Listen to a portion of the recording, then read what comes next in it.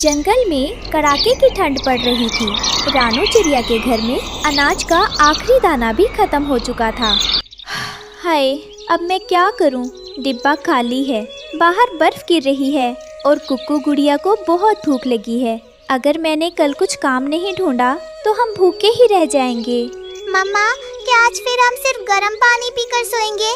पेट में चूहे दौड़ रहे हैं। नहीं मेरी बच्ची, माँ अभी जिंदा है, तू बस सो जा। कल मैं तेरे लिए ढेर सारा दाना लाऊंगी। रात की ठंड इतनी तेज थी कि रानू की पतली चादर बच्चों को बचा नहीं पा रही थी। मम्मा, ये चादर तो बर्फ जैसी ठंडी है। मेरे पैर सुन्न हो रहे हैं। क्या हम जम जाएंगे? मेरे पास आओ बच्चों, एक दूसरे से चिपक कर बैठो। काश मेरे पास। बादल जी, मुझे बहुत शर्म आएगी जब मेरी बहन इस टूटे हुए घर को देखेगी। मैं चिड़िया के पास जाती हूँ और हम एक दिन चिड़िया के घर में रह लेते हैं और छोटी चिड़िया हमारे घर में रह लेगी। बिजली क्या कोमल चिड़िया तुम्हारी बात मान लेगी? पति जी, बात करने में क्या फर्क है? अगर मान गई तो ठीक, और ना माने तो फिर देखा जाएगा।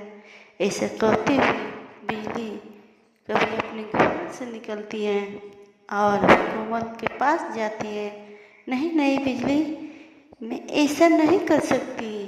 तुम्हारा घर तो टूटा हुआ है, तुम्हें तो पता है मेरी छोटी बेटी है। मैं अपनी बेटी की जान खतरे में नहीं डाल सकती। चिड़िया बहन, एक रात की तो बात है। एक रात में बारिश में मेरा घर टूट नहीं जाएगा। देखो ना, हम भी तो उसी घर में ही रहते हैं। नहीं नहीं बिजली, यह मजबूत घर मैंने तुम्हारे लिए नहीं बनवाया, बल्कि अपने लिए बनाया है। कोमल चिड़िया की बात सुनकर बिजली का भी नाटक करने की लगती है। आज मेरी इकलौती बहन आ रही है और कोई भी मेरी बात नहीं सुन रहा। अगर मेरा कोई अपना और इस जंगल में होता तो आज उसे भी मेरी बहन के आने की खुशी होती। बिजली को रोता हुआ देखकर कोमल चिड़िया को उस दया आ जाती है। अच्छा बिजली, चुप कर जाओ जाओ, मैं चले जाती हूँ तुम्हारे घर से, लेकिन बस आज रात के लिए। हाँ हाँ चिड़िया, क्यों नहीं। कल सुबह मेरी बहन चली जाएगी और तुम वापस आने घर में लौट आना और मैं अपने घर चले जाऊंगी। फिर कोमल चिड़िया अपनी बेटी मीना को लेती है और बिजली का पी के घर चली जाती है। चिड़िया बहन, चिंता मत करना, जैसे भी हो आज की रात इस घर में गुजार लो। कोमल चिड़िया डरो भी थी, वे बिजली के घर को देखे जा रही थी। चलो अब चलते हैं, तुम्हारी बहन आने वाली ही होगी। ऐसा कहते हुए पापा और बिजली कभी भी दोनों चिड़िया के घर चले जाते हैं। देखो बादल जी, यह है घर, जैसे घर कहते हैं, एक हमारा घोंसला है जो जगह जगह से टूटा हुआ है। देखो ना, चिड़िया ने फूलों से अपने घर को सजा रखा है और छत देखो कितनी मजबूत है। बिजली अब चिड़िया की तारीफ ही करती रहेगी।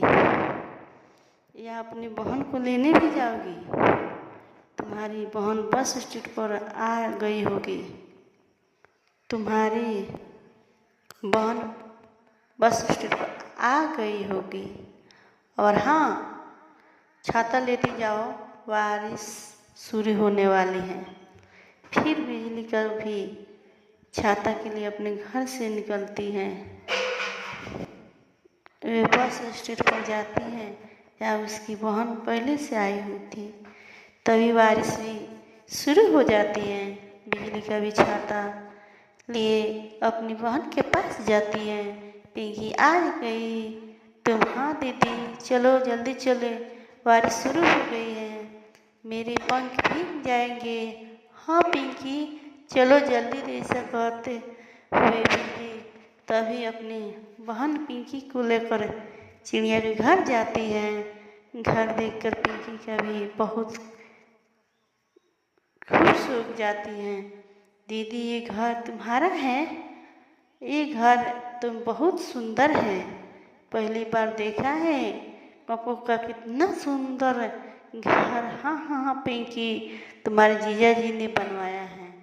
तुम्हारे जीजा जी बहुत मेहनती है, दिन रात काम करते हैं, दिन रात मेहनत करके ये घर बनाया है। जीजा जी आपने बहुत सुंदर घर बनाया है। दीदी मुझे बहुत भूख लगी है, अब जल्दी से भोजन दो। मम्मा आप मुझे यहाँ क्यों ले आई हैं? देखिए न छत टपक कर रही है और घोंसला गीला हो रहा है और टप्पू के घर से कितनी गंदी बदबू आ रही है। हाँ मीना बेटी आप मेरे पास आ जाओ, इस घोंसले में आओ तो मुझे भी ऐसे करने दो। तुम यहाँ बैठो, मैं तो थोड़ी घर की सफाई कर लेती हूँ, फिर ही रात को नींद आएगी। फिर कोमल चिड़िया उन लोग कौवे के घर की सफाई करती हैं। बिजली कभी की बहन पिंकी बहुत थकी हुई थी और मीना बेटी कितनी सुंदर हो, आओ मेरे पास बैठो। अब तुमको यहीं पर आना है, कहीं नहीं जाना है, क्योंकि मेरा घर बहुत सुंदर है। तुम्हारा घर टूट गया है। बिजली बोलती है कि हाँ मीना बेटी तुमको यहीं पर आना है, कहीं नहीं जाना है। चलो अब हम लोग चलते हैं। अब हम कहाँ सोएंगे, बहुत ठंड लग रही है। ढाल रख बेटी मैं कुछ ढूंढता हूँ। लाने में टुनकी खुजने खुजती और इसकी नज़र झाड़ू के पीछे चमकती हुई हरी घास पर पड़ी। वह घास साधारण नहीं थी, उसमें से धीमी सुनहरी रोशनी निकल रही थी। जैसे ही रानू ने छुआ मधुर आवाज़ गुजा, रामू तुम्हारी ममता और ईमानदारी देखकर मैं तुम्हारी मदद करना चाहती हूँ, मुझे ले जाओ।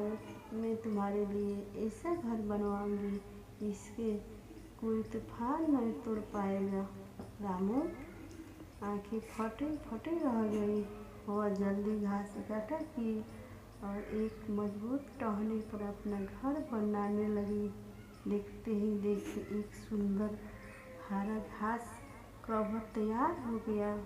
जैसे ही रामू ने उसे घास से अपना घर बनाया और मोतिये की तरह चमकने लगा। तभी वहाँ काला कौवा आया। वहाँ दूसरे की तरक्की से चलता था। अरे वाह, रामू कल तक तो दाने दाने पर मोहताज थी, आज महल बना लिया।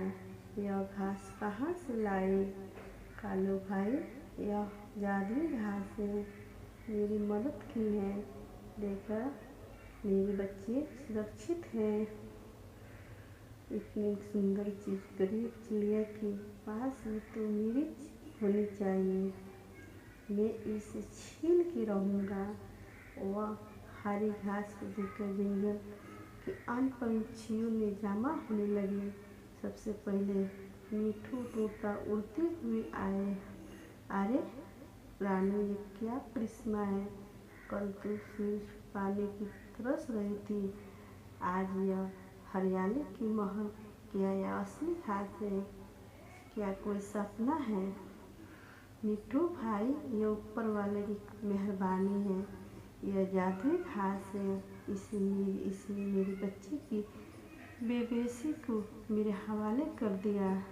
रानी ने बहने हम कहाँ जाए? हमने छोटे छोटे बच्चे खुले आसमान के नीचे सो रहे हैं। आप चिंता मत कीजिए बहन, उस झाड़ी के पीछे बहुत सारी जादुई घासें मैं आप सबके लिए घर बनाए मदद करूँगी। हाँ मौसी, मेरी माँ सबको जादुई घर बना कर लाएगी।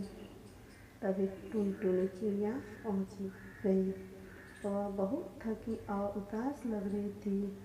रानू बहन, क्या तुम्हारी घर की छत बैठ सकती हूँ?